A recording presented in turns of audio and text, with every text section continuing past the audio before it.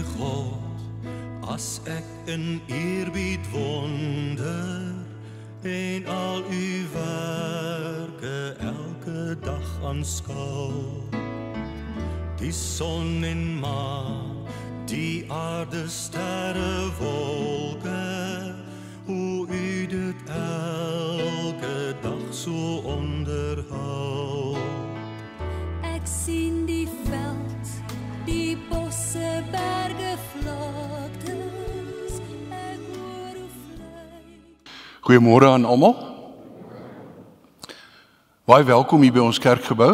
Ons weet dat dit 'n moeilike, 'n groot, 'n belangrike en 'n hartseer geleentheid is. Maar wonderlik dat ons die voorreg het om hier in die kerk bymekaar te wees vir hierdie gedenkdiens vir Tannie Deline Kraus. Saam met die welkom wil ek begin deur die begrafnisbriefie te lees in liefdevolle herinnering aan Magdalt, Magdalena en Drina Kraus en haar noemnaam Deline. Gebore op die 30ste Maart 1938, oorlede op die 16de September 2025. Die Here het vir ons 'n liefdevolle eggenoot, ma, suster en ouma, grootouma, tannie, skoonsister en vriendin geleen. So sal ons haar altyd onthou. Vir 87 jaar en 6 maande was sy my geliefde eggenoot en moeder. Saggies het sy gegaan na die plekkie wat God vir haar voorberei het. Vrede is vir ons wat agterbly gegee deur haar huis toe te neem. Ons is verheug dat ons eendag almal weer saam sal wees. Moekie, jy los 'n groot leemte van die bedroefde eggenoot, moeder, susters, kleinkinders en agterkleinkinders. Volgende wil ek geleentheid gee vir Sean om net namens die familie 'n paar bedankings te doen en dan ook 'n huldeblyk te doen, asseblief Sean. Goed, ek wil net seker maak almal kan my hoor. Almal kan my hoor? OK. Ek sien haar in die kleinste ding. In die stilte van die môre, in die geur van vars gebakte brood en in die sagte hand van liefde. Dis 'n uittreksel uit die gedig Ma deur Annelie Botha. Hierdie woorde herinner ons daaraan dat die teenwoordigheid van iemand wat ons liefhet nie verdwyn nie. Veral nie wanneer hulle heen gaan nie. Dit leef voort. Dit leef voort in die klein dinge, in die eenvoudige oomblikke en in die liefde wat hulle agterlaat. Ek is vanoggend gevra om hierdie grafrede te lewe vir ons geliefde ouma Deline. Voordat ek begin, wil ek graag afskop met 'n paar bedankings waar ons die geleentheid wil gebruik om vir almal baie dankie te sê namens die familie, spesifiek aan Dominee Braam. Baie dankie vir die besoeke aan ouma in die hospitaal. Ouma het geweet Dominee was daar en ook vir vandag. Dankie vir die bediening en vir die troostvolle boodskap. Aan die ER noodopspan van Linmed Hospitaal, ons waardeer julle goeie en sorgsame behandeling wat julle aan ouma gegee het toe julle haar na die hospitaal toe vervoer het. Aan die dokters, verpleegsters en die ICU span van Linmed Hospitaal, baie dankie vir julle liefdevolle sorg en aandag wat julle aan haar gegee het tot aan die einde toe. Dan aan die NG Kerk Kempton Park Oos, dankie dat julle die kerk en fasiliteite vir ons oopgestel het. 'n Spesiale dank ook aan Dominee Werner, wie ek dink daar agter is, vir die klank en opname en aan die kerkdames vir die voorbereiding van koffie en tee. En aan Tian van Israel Begrafnisdienste, baie dankie vir die professionele en deeglike reëlings en vir die wyse waarop julle alles met soveel respek en sorg hanteer het. Aan die Kraaskinders wat betrokke was, veral by die begrafnisreëlings, julle sal sien vandag, daar's 'n kind wat 'n hand het in elke liewe ding wat gedoen is. Julle het ouma op 'n baie pragtige manier geëer vandag. En dan aan al die kinders wat na ouma omgesien het en veral Dina. Wat so getrou en liefdevol vir haar gesorg het. En dan oupa Louis.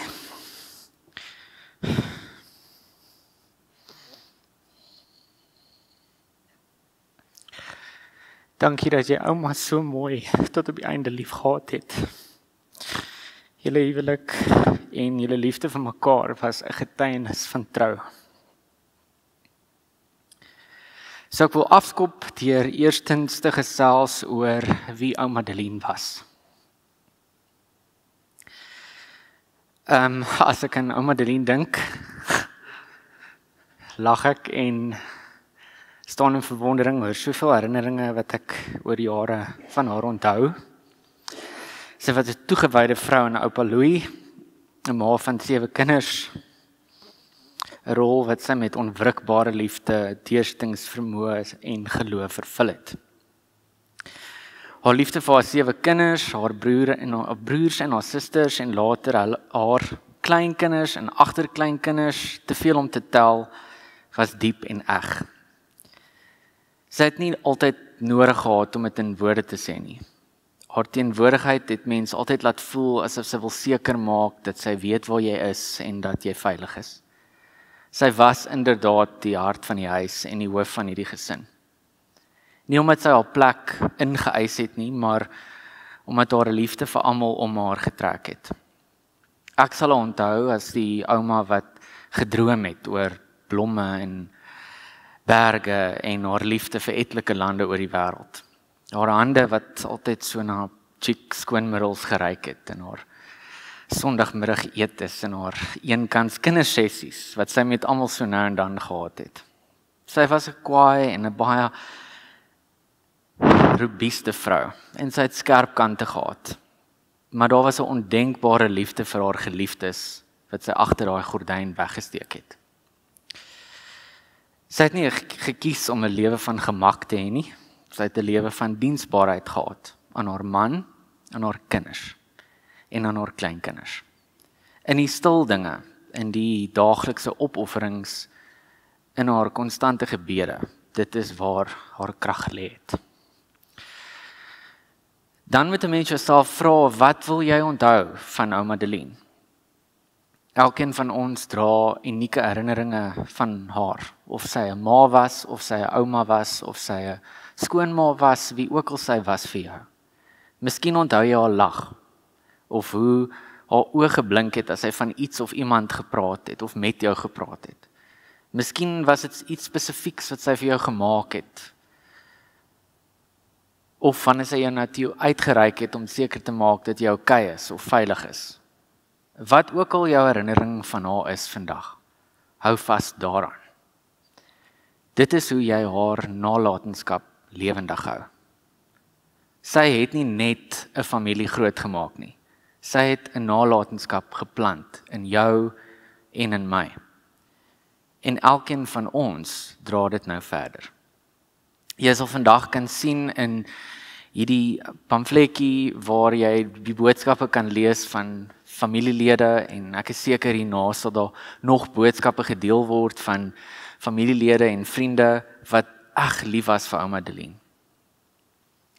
Hou nie op om dit met mekaar te deel nie. Vandag is nie net die enigste dag wat jy kan terugstaan en haar onthou nie. Jy is geregtig daarop om haar elke dag te onthou en by jou te dra. Ek het myself ook deurlopend gevra, wat is daar te leer uit ouma Adeline se afsterwe? Haar heengaan het my weer eens herinner oor die broosheid van die lewe. Soos ons lees in Prediker 3 vers 1 tot 2, alles het sy vaste tyd. Elke ding in hierdie wêreld het sy tyd. 'n Tyd om gebore te word en 'n tyd om te sterwe. Maar ons treur nie sonder hoop nie, want ouma het nie te vergeefs geleef nie. Ek glo, hoop en vertrou dat sy vandag by Jesus se voete is en dat al haar aardse hartseer, worstelinge en haar seer nou volkome weggeneem is. Psalm 127 sê dit so mooi. As die Here hierdie huis nie bou nie, te vergeefs werk die wat daaraan bou. As die Here die stad nie bewaar nie, te vergeefs waak die wag. Ouma Adeline het volkome haar lewe geleef vir haar man, haar kinders en haar kleinkinders. 'n Getuienis van haar geloof, haar liefde en haar standvastigheid. Ek wil afsluit deur te sê, laat ons haar afsterwe gebruik as 'n herinnering dat die lewe kosbaar is, dat jou en my tyd hier absoluut beperk is, en dat ons geroep is om met oorgawe en sekerheid van ons eie saligheid moet lewe. Dit is al wat belangrik is. Want môre is nie gewaarborg nie, en daarom moet ons mekaar vandag lief hê, vergewe, en seker maak dat ons lewens geanker is in Christus en sy belofte vir ons. Ouma Adeline, dankie vir ouma se liefde, opofferings en die unieke manier waarop jy hierdie lewe kleur en geur gegee het. Nou is ouma weg uit ons oë en ons teenwoordigheid. Maar nie uit ons harte uit nie. Rus en vrede. En mag Jesus genadiglik waak oor ouma in die lewe hierna. Dankie. Sean het nie my preek gesien voordat hy nou gepraat het nie. En ek het nie nou gou 'n preek daar gesit en maak terwyl hy gepraat het nie. Maar julle sal verstommende ooreenkomste vind in sy huldeblyk en die boodskap wat op my hart lê. Kom ons sit so en ons bid.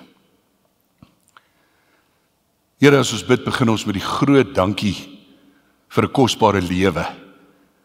Dat U vir haar die lewe self gegee het, haar toegerus het met unieke eienskappe, talente, gawes, maar ook geleenthede.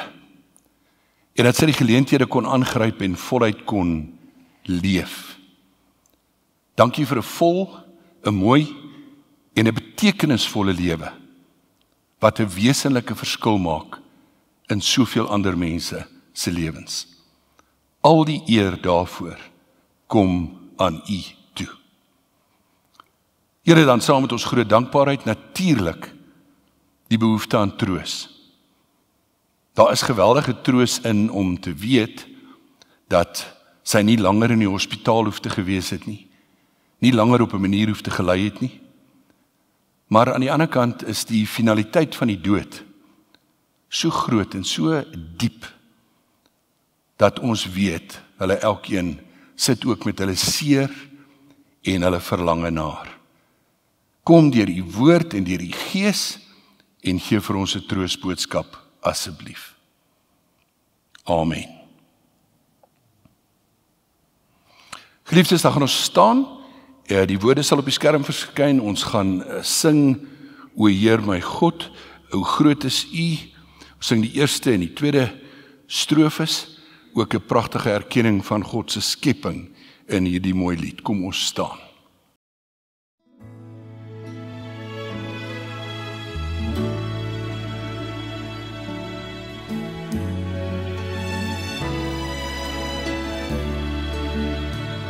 O Heer my God, as ek in eerbied wonder en al U werke elke dag aanskou, die son en maan, die aarde, sterre, wolke, hoe U dit elke dag so onderhou.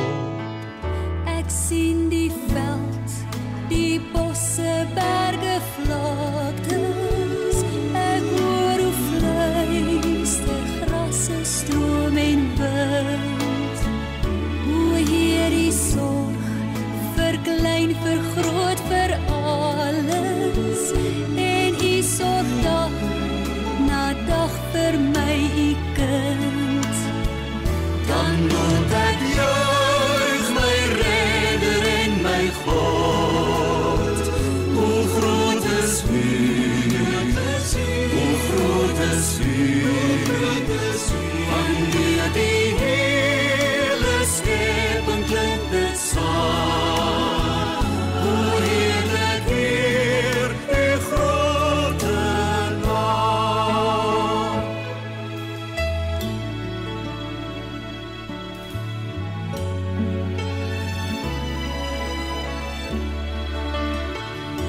seun word mens in ons gebroke wêreld.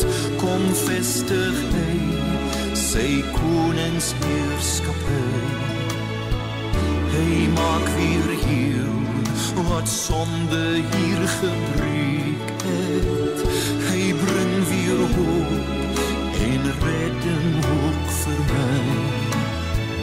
Hy maak ons deel van al die grootse werke.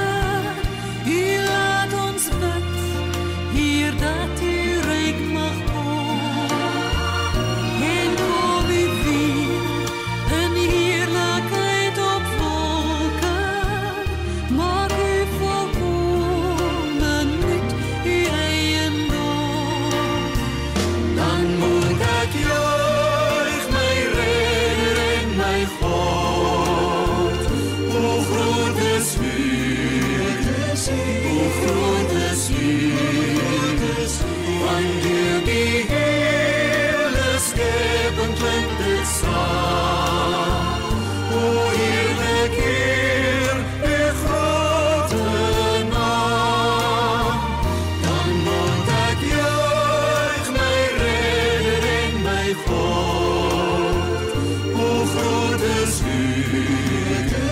hoe groot is U, wanneer die hele skepping klink dit saam. O heerlik Heer, U grote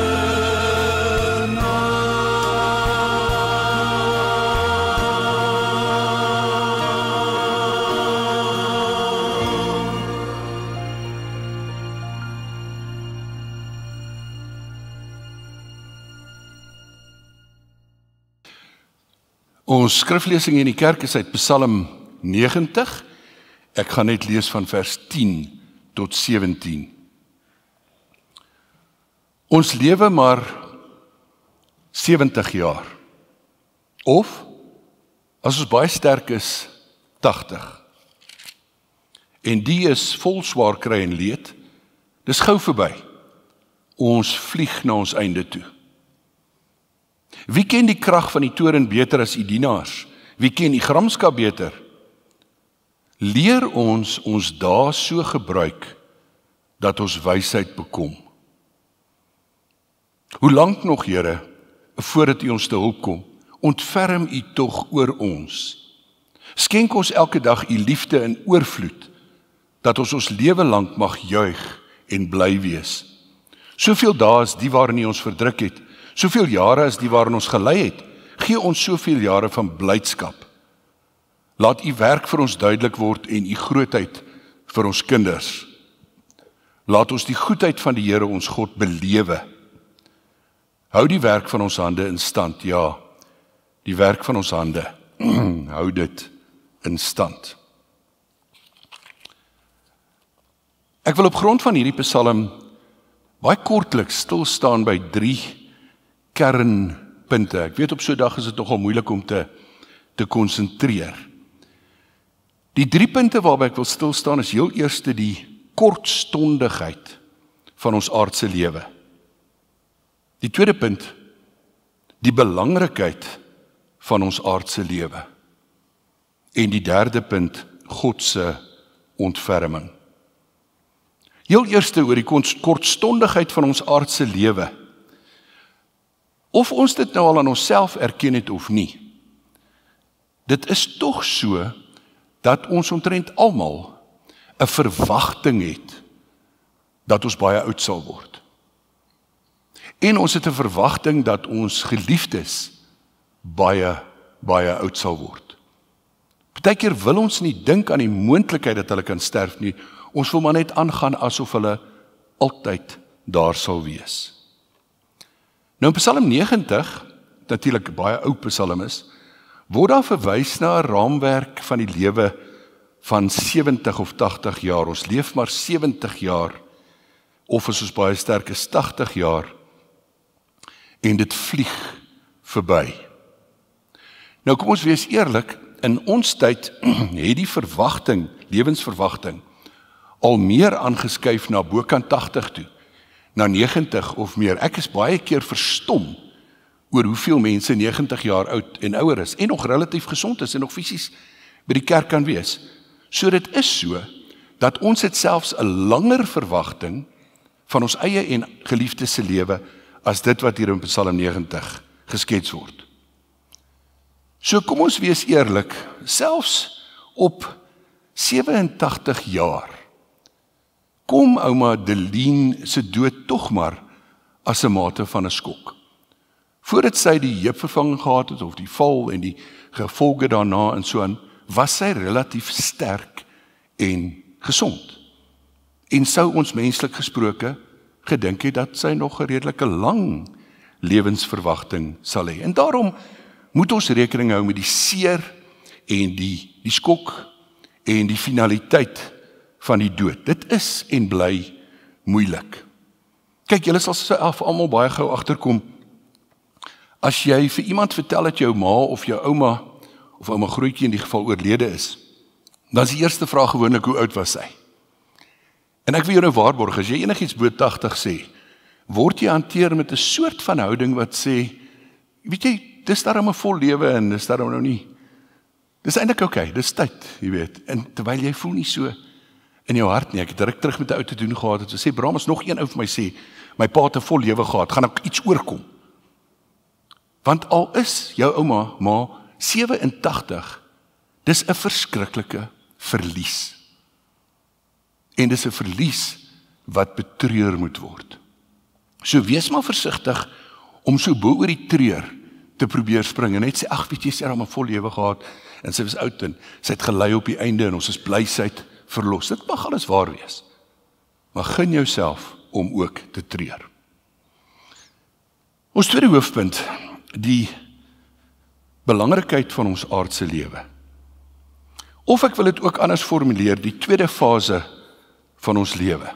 Kyk, ek weet nie hoeveel van julle dit al pertinent so besef het nie, maar ons almal se lewens verloop in 3 duidelike fases met 2 duidelike oorgange. Die eerste fase van ons almal se lewe is in die baarmoeder. En in die meeste gevalle is dit 'n volle 9 maande. Dis lewe, maar dis 'n baie beperkte lewe. Maar dis die eerste fase van ons lewe en daar gebeur baie dinge in die baarmoeder wat 'n impak het op die res van ons lewe. So dis 'n wesenlike deel van ons lewe. Dan is daar 'n oorgang, 'n geboorte. En ons mans besef dit nou nie altyd nie, maar vir 'n vrou en vir 'n kind is 'n geboorte redelike traumatiese ervaring. Jy weet, ons dink maar net dis net ons is fokus net op dis fantasties. Maar dis 'n traumatiese oorgang. En nou begin die tweede fase van ons lewe, vandat ons daai eerste asem tegen ons longe trek tot ons die laaste asem uitblaas. En dan is daar weer 'n traumatiese oorgang om te sterf. En dan begin die derde fase van ons lewe. Die lewe by God in die lewe hierna. Dis die 3 fases van ons lewe. Nou, Psalm 90 skryf nie net oor die tydperk van ons lewe en dat dit kortstondig is nie. In vers 12 staan daar: leer ons dae so gebruik dat ons wysheid bekom. Leer ons dae so gebruik dat ons wysheid bekom. Ek wil dit vry vertaal op 2 maniere. Ek wil sê hierdie is 'n gebed tot die Here wat sê, Here, help ons om goed te lewe. Ek wil dit op nog 'n manier vertaal. Here, gee dat ek deur my lewe 'n verskil sal maak. Op 'n derde manier vertaal. Here, gee dat my lewe 'n sinvolle en 'n betekenisvolle lewe sal wees. Met ander woorde, ons tweede punt, na die kortstondigheid van die lewe moet ons praat oor die belangrikheid van ons lewe. Kom ek illustreer. As die belangrikste ding wat jy van ouma Deline kon sê, was dat sy 87 jaar oud geword het, sou dit hartseer gewees het, want dis regtig nie veel om te sê nie. En dit is baie keer al wat ons van iemand kan sê, hulle het so oud geword. In haar geval, kan mens praat oor die belang van haar lewe, die impak van haar lewe, die verskil wat sy gemaak het, en hoe sy die lewe geleef het. Die belang van hierdie lewe. In terme van haar, dink ek aan die volgende aspekte. En ek wil 3 uitlig, maar net eers, voordat ek by die 3 punte kom. Toe ek 'n jong student was, het ek in 'n gemeente in Johannesburg gewerk, Mondior, en ek het ook huisbesoek gedoen en so aan. En dan vra ek nou op huisbesoek, byvoorbeeld vir die man, wat se werk doen hy? Sê hy nou, dan vra ek vir die vrou, nou mevrou, werk u ook? Jy weet, bedoelende, het sy ook 'n beroep, jy weet, is sy onderwyser of wat ook. En ek vra vir die een vrou so mevrou, werk u ook? Sy sê, ja, hier in my huis, en ek werk baie hard. Ek het nooit weer daai stupid vraag gevra nie. Maar dis nou so 41 jaar terug. En toe ek nou my gesprek met die familie het, hulle vertel hoe ouma gewerk het en hy was goed gedoen het en altyd besig was en so, en toe dink ek is bly ek het nie vir haar daai vraag gevra nie. Maar is duidelik dat sy het gewerk en hard. Vergun my om 3 aspekte van haar lewe te noem wat die familie met my gedeel het. En natuurlik net 3, julle ken haar lewe, julle ken die impak wat sy op julle gehad het. Die 3 wat ek wil noem is, sy het haar plek in die lewe geken, sy het geweet sy maak 'n verskil. En dit het blykbaar uitgekom in die woorde, dat sy baie gereeld gesê het, ek is nie dom nie, ek weet. Die feit dat sy geweet het, wat sy geweet het, praat van iemand wat gemaklik was in haar eie vel. Iemand wat gemaklik was met haar plek in die lewe. Ek weet. Die tweede van die baie aspekte wat ek sou kon uitlig, is haar ongelooflike voorreg om te kon reis. Wyd te kon reis. Sy en oupa Louis het lyk vir my op baie plekke in ons land met die karavaan aangegaan. En dan het hulle my ook vertel van die oorseese reise. Wat 'n voorreg om te kan reis. Maar ek wil dit so 'n bietjie anders formuleer, want het gaan nie net oor reis nie.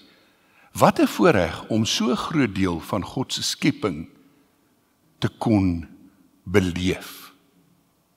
Dit het haar 'n baie ryk vrou gemaak, ryk aan ervaring. Maar dan was sy skynbaar ook 'n miljonair, of in ons terme is 'n miljoen nie meer so baie nie, klink vir my 'n miljardêr. Sy was ryk aan mense, vir wie sy kon lief wees en goed wees, en wat vir haar lief was en goed was. Ek weet julle dink vandag baie oor wat het sy vir julle gedoen, en dis reg. Maar gun jouself om ook te dink, wat het jy vir haar gedoen? Of wat het jy vir haar beteken? Dink 'n bietjie wat het jou oproepies, of jou erkenning, of jou dankie sê, of jou drukkies. Hoe het dit haar lewe verryk? Kosbare goed, waaroor ons kan praat. En dink, en onthou. En Sean het baie mooi klem daarop gelê uit die gedig uit. Sy is fisies nie meer hier nie. Maar dit kom daarop neer dat die betekenis van haar lewe gaan voort. Die impak wat sy op julle gehad het, gaan vir altyd voort. Dit bring ons by ons derde hoofpunt. God se ontferming. Psalm 13, 14 en 16. Hoe lank nog, Here, voordat U ons te hulp kom? Ontferm U tog oor ons. Skenk ons elke dag U liefde in oorvloed, dat ons lewe lank mag juig en bly wees. Laat U werk vir ons duidelik word en U grootheid vir ons kinders. Die psalmdigter het hierdie pragtige versigtiging tot God. Ontferm U oor ons. Nou ek wil dit so 'n bietjie toelig, in vandag se omstandighede, met hierdie diens, lê God se ontferming op 2 vlakke. Die eerste is om julle regtig te troos, wat niemand anders natuurlik kan doen nie. Net so iets interessant, ek het heeltemal opgegee op al die tradisionele gesegdes om mense te probeer troos. Julle weet daai goed wat ons maar mee groot geword het, van die Here pluk net die mooiste blomme, of sy is nou beter af, en sy sal nie met ons op plekke ruil nie, en sy is nou verlos, en al daai mooi goed. Niks verkeerd op sigself om te sê nie, behalwe die trooswaarde daarvan is eintlik verskriklik min. Woorde kan mense nie troos nie. Partykeer, miskien net 'n drukkie. Partykeer net 'n kyk. Partykeer net om aan iemand se elmboog te vat. So baie keer om net niks te sê nie, of net te sê, ek het nie woorde nie. Maar God kan troos. Want hy kan die seer bykom daar diep binne. Ek sê altyd, hy salf ons daar waar mense nie kan bykom nie, daar waar die diep seer lê. Mag die Here vir julle elkeen ten opsigte van julle verlies oor ou Madeleine troos. Maar God se ontferming lê op 'n tweede vlak, baie, baie dieper as troos in hierdie lewe. Die diepste deel van God se ontferming oor ons is dat hy voorsiening gemaak het vir die derde fase van ons lewe. Dat hy voorsiening gemaak het dat die dood net ons fisiese bestaan kan beëindig, maar nie ons lewe kan beëindig nie. En dit het hy natuurlik gedoen deur die dood en opwekking van sy eie seun Jesus Christus. Jesus, en baie mense haak daarby vas, Jesus is ter wille van ons gekruisig, hy het gesterf, hy is begrawe. Maar ons mag nooit daar stop nie. Ons mag nooit vir onsself of vir iemand anders net sê, Jesus het vir my gesterf nie. Jesus is op 'n donderdag aand in hegtenis geneem, verhoor, Vrydagoggend weer verhoor, en toe is hy gekruisig. En hy sterf omtrent 3 uur, Vrydagmiddag. En dan moet ons onthou wat gebeur, omdat dit 3 uur Vrydagmiddag is, as die son sou sak, sê rondom 6 uur, dan begin die Sabbat. En daarom moes Jesus haastig begrawe word. Daar was nie tyd om sy liggaam te behandel met die reukolies, soos wat die Joodse gebruik was, nie balsem nie, maar reukolies. Hy is haastig in doeke toegedraai, en hy is begrawe, en dan sak die son, dis Sabbat, tot Saterdag aand son onder, en dan is dit weer donker, en niemand kan niks doen nie. Maar Sondagoggend, wat toe 'n gewone werksdag was, is die vrouens haastig op pad graf toe om sy liggaam met die reukolies te behandel. En dan, die leë graf, die klip wat weggerol is, die doeke wat netjies opgevou is in een kant lê, en Jesus is nie meer in die graf nie. Maar, stel jy nou voor dat dit die einde van die storie was. Stel jy nou voor dat die apostels daarna vir mense kon sê, Jesus was hier. Hy het vir ons gesterf. En toe ons die Sondag by sy graf kom, toe was sy graf leeg, en hulle vra en toe, en ons sê, wel nee, en toe is die graf leeg. Jesus het nie verdwyn nie. Hy begin daai Sondagoggend met 'n reeks verskynings, vir 40 dae lank. En ons lees later in 1 Korintiërs 15 aan meer as 500 mense. Hy wys vir die mense, hy leef. Hy het die mag van die dood gebreek. En hy maak 'n belofte. Ek is die opstanding in die lewe, en elkeen wat in my glo, sal lewe, ook al sterwe hy. Ek is die opstanding in die lewe. Elkeen wat in my glo sal lewe, ook al sterwe hy. Ek sluit af met 3 kort opmerkings. Betreur jou verlies. Hou vas aan jou kosbare herinneringe en glo in God en in Jesus Christus wat die mag van die dood gebreek het. Amen.